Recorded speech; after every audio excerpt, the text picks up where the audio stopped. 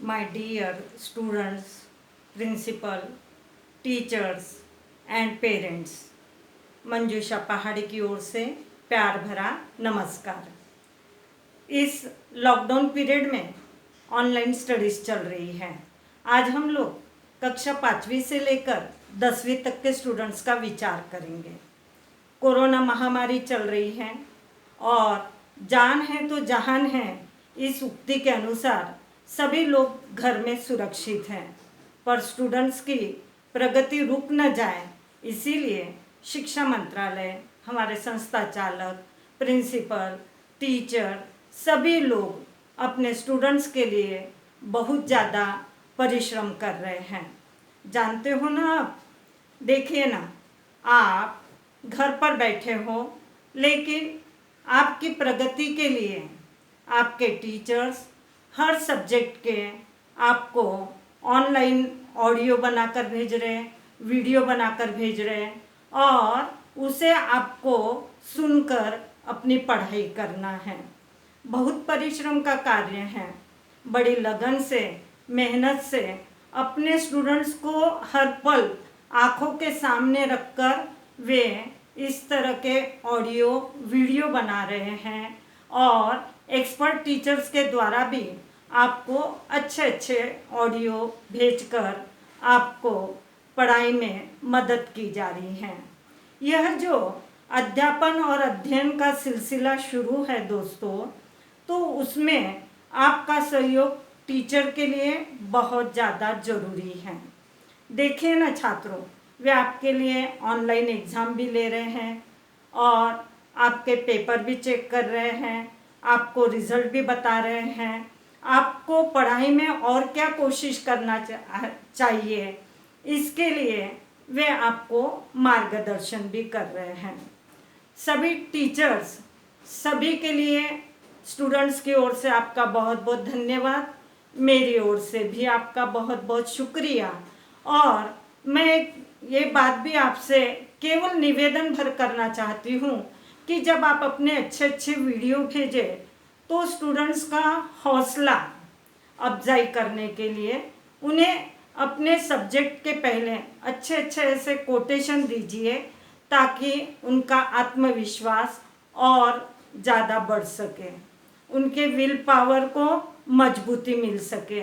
उनके लिए कुछ अच्छे अच्छे कंपटीशन की आप ऑनलाइन ले सकते हैं स्पर्धाएं, जैसे आप ऐसे कंपटीशन, स्पीच कंपटीशन, कोई म्यूज़िक की कंपटीशन, ऐसे अन्य अन्य कंपटीशन लेकर उन्हें अगर हम प्रोत्साहन देते रहें, बढ़ावा देते रहें, तो निश्चित उनके अध्ययन पर उसका अच्छा प्रभाव होगा। अब हम स्टूडेंट्स से बात करेंगे। कक्षा 5वीं से लेकर 10वीं तक जितने भी छात्र हैं, मेरा उनसे ये कहना होगा कि जो टीचर आपके लिए परिश्रम कर कर ये ऑडियो भेज रहे हैं, आपको उसे एकाग्र मन से सुनना है, उस पर चिंतन करना है, मनन करना है। वह सब्जेक्ट फिर गणित हो, भाषा हो, सामाजिक शास्त्र हो या अन्य जो भी विषय हो, वह उसका आपको अवलोकन हुआ या नहीं हुआ, इस पर भी आपको ध्यान देना जरूरी है। साथ में आप नोटबुक लेकर बैठते ही होंगे। टीचर्स के ऑडियो सुनते वक्त उसके पॉइंट्स लिखते चलिए। साथ में जो बात आपको समझ में नहीं आई उसे भी नोट कीजिए। और बाद में जब आप टीचर से फ़ोन के ज़रिए, व्हाट्सएप के ज़रिए वार्तालाप करते हैं, तो अपनी कठिनाई को टीचर को बताइए, ताकि वह आपके समस्या का समाधान कर सके। दूसरी बात कि आपको इस पीरियड में एकलव्य बनना होगा। जिस तरह एकलव्य ने द्रोणाचार्य की मूर्ति रखकर पूरी शिक्षा ग्रहण की, उसी तरह हर सब्जेक्ट के वक्त हर टीचर को अपनी आँखों के सामने रखो। टीचर क्या बोल रही है उसे बिल्कुल अच्छी तरह श्रवण करो और जो श्रवण किया है उसे बाद में आप लिख कर देखो। आपको वो बात समझी या न समझी, यह तभी आपको लिखावट पे से समझ में आ जाएगा।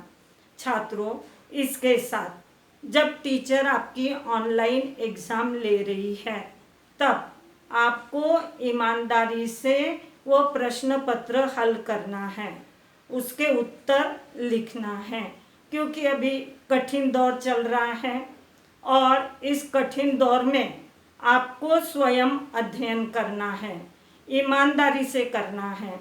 तो जो क्वेश्चन पेपर है उसे भी ईमानदारी से ही सॉल्व करना है, क्योंकि टीचर तो आपके चेक करेंगी, लेकिन ईमानदारी से आपने उसमें कितना लिखा है इसका आपको स्वयं परीक्षण करना है। तीसरी बात दोस्तों कि आपको स्वयं अध्ययन की आदत लगाना होगी, क्योंकि कक्षा 5वीं से 10वीं यह आपके जीवन का बेस है, आपकी नींव है। ये नींव जितनी मजबूत होगी, कक्षा 11वीं 12वीं यह आपकी इमारत बनने के लिए वहाँ से शुरुआत हो जाएगी। इसीलिए आपके नींव की मजबूती पर अभी ही आपको ध्यान देना है। आप इसके लिए किताबें पढ़िए, अपने स्वयं छोटे छोटे नोट्स तैयार कीजिए, घर पर निबंध लेखन कीजिए। देखिए, आपके विचार शक्ति का वह एक आविष्कार है और आप इसमें जितने अच्छे तरीके से परिपूर्ण होंगे उतना रिजल्ट बहुत अच्छे तरीके से आने वाले समय में आपको दिखाई देगा। आप लोग राष्ट्र की नींव हो और राष्ट्र की नींव मजबूत होना बहुत ज़रूरी है दोस्तों। साथ ही पढ़ाई करते समय आपको यह भी ध्यान देना है कि आपका शारीरिक विकास, मानसिक विकास बहुत ज़्यादा ज़रूरी है। बौद्धिक स्तर जिस तरह विकसित होता है उसे अच्छी तरह से बनाने के लिए शारीरिक विकास की आवश्यकता होती है। आपको अपने भोजन पर ध्यान देना है। भोजन के साथ आपको जो खेल प्रिय है, फिर वह क्रिकेट हो, बैडमिंटन हो, कबड्डी हो, चेस हो, कैरम हो, जो भी खेल आपको पसंद है उस पसंदीदा खेल को आपको समय देना है, क्योंकि शारीरिक विकास से हमारा मन स्वस्थ होता है और मानसिक विकास के लिए ज़रूरी है कि आप छोटी छोटी कहानी की किताबें पढ़ें, जिससे आपको कोई अच्छा संदेश मिले।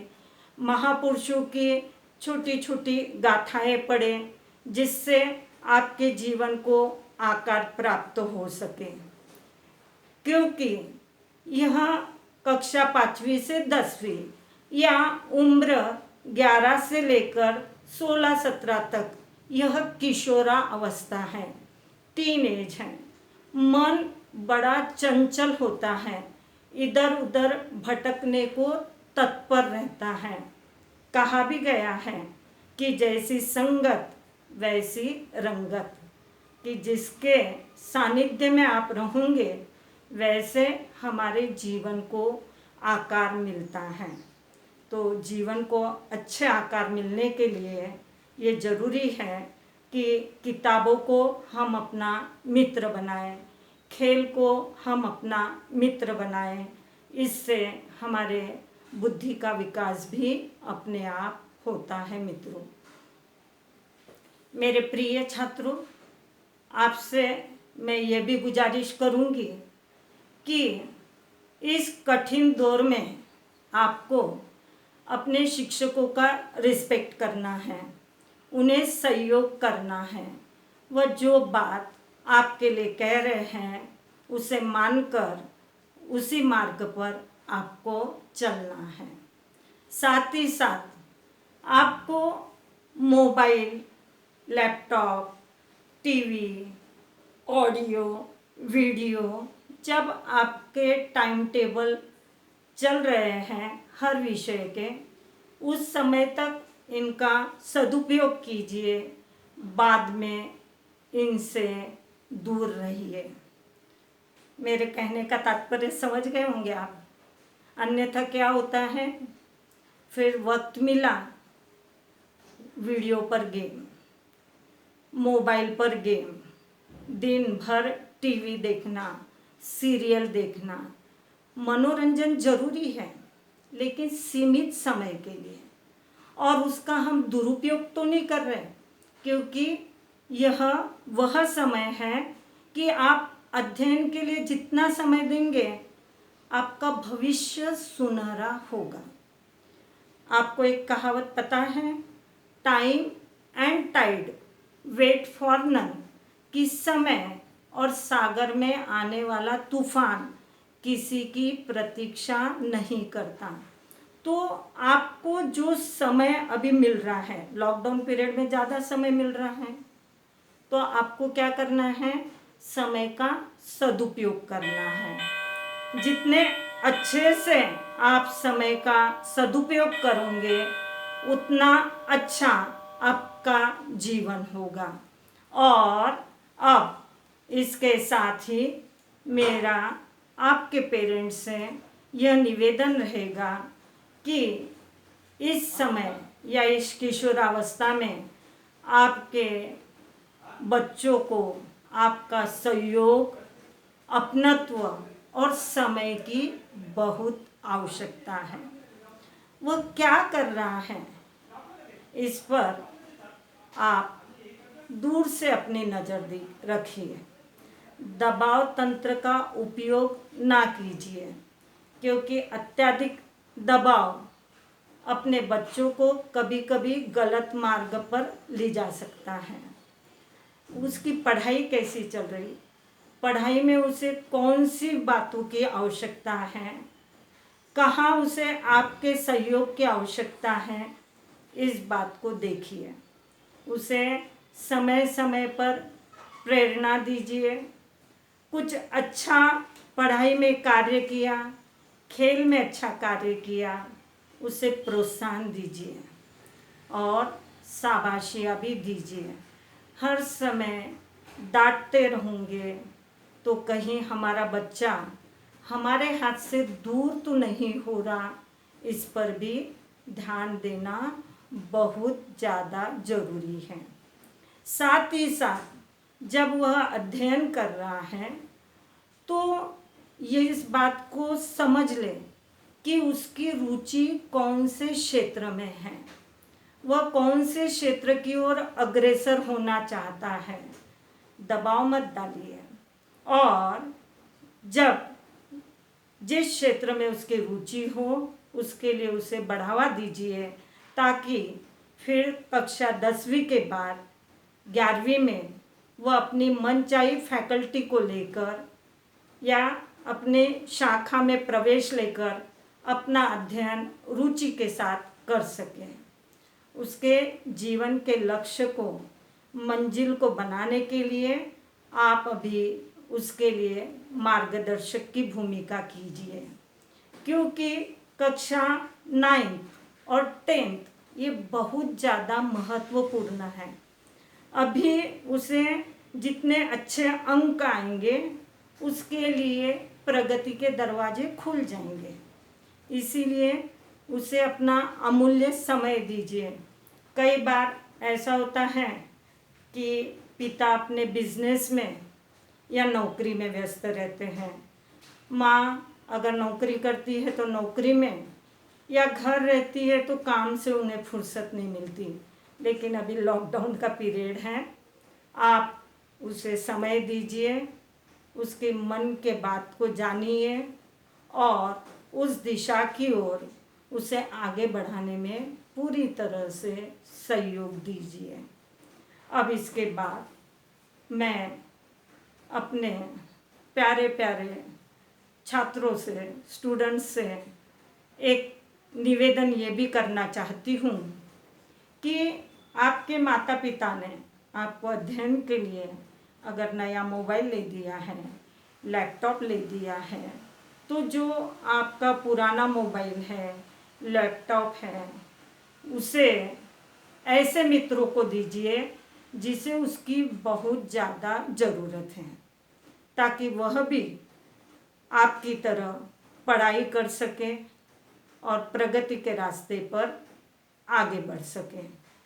परोपकार का एक अलग ही आनंद होता है दोस्तों, और मुझे ऐसा लगता है कि आप मेरी बात को अच्छी तरह समझ रहे होंगे और आप इसी तरह अपने टीचर का कहना मानोगे, माता पिता का कहना मानोगे।